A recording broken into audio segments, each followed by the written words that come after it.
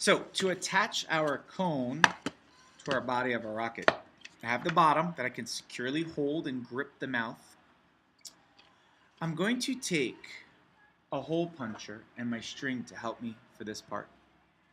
Now, I'm going to hole punch once into the nose of the cone, and I want to do it about 2 centimeters up.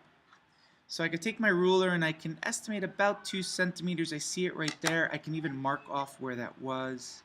Double check that that is 2 centimeters. And that is. And I want to hole punch just once. And I'm hole punching on top of the table, so any trash that I have is going to be easy to clean up. Way easier to clean up that way than cleaning it up off the floor. I'm also going to put one hole punch, about 2 centimeters, into the body of the rocket. Now, every time I hole punch, I'm going to use 2 reinforcements. 1 and then 2. I really want to make sure that my hole that I just created is strong. I do not want a weak hole because the tape is there to support it and the reinforcement's there to support it, and I really want to make sure that this tape and reinforcement stops the string from ripping off. That's the most common occurrence when we do launch, is that the string rips through the hole. So we want to make sure that's as secure as possible. So I'm putting 2 on each side, inside and outside. I'm going to do the same thing with my cone. I'm going to put 2 reinforcements on this side and 2 on the outside. Start with the outside, 2 on the outside, and then 2 on the inside.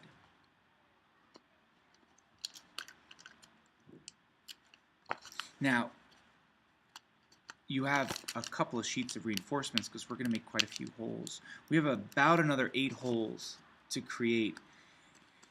Total of 9 holes on our body, 1 hole on our cone, and then 8 holes on our parachute. Might even make a couple more if needed, but for now, this is the total that we have. So I have my holes in my body and my nose, my cone, and I have some cone string. I know that's showing up reversed, but that's some cone string, and I've measured out some cone string for each of you to use. And I'm now going to tie my string around the hole that I have here. And when I tie this, I want to make sure that I'm using as little extra string as possible, meaning I don't want to use most of the string on both ends. I want to use a little string on one end and not tying really tight here because I don't want to rip the paper, but make a knot such that the knot is tight, but you can still see it's not really touching hard against the paper. It's really kind of leaving a gap there, and that's really important to do.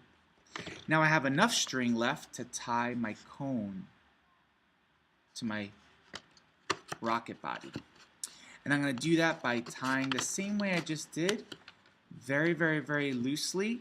I'm not going to tie it tight and then hurt or almost like rip the paper.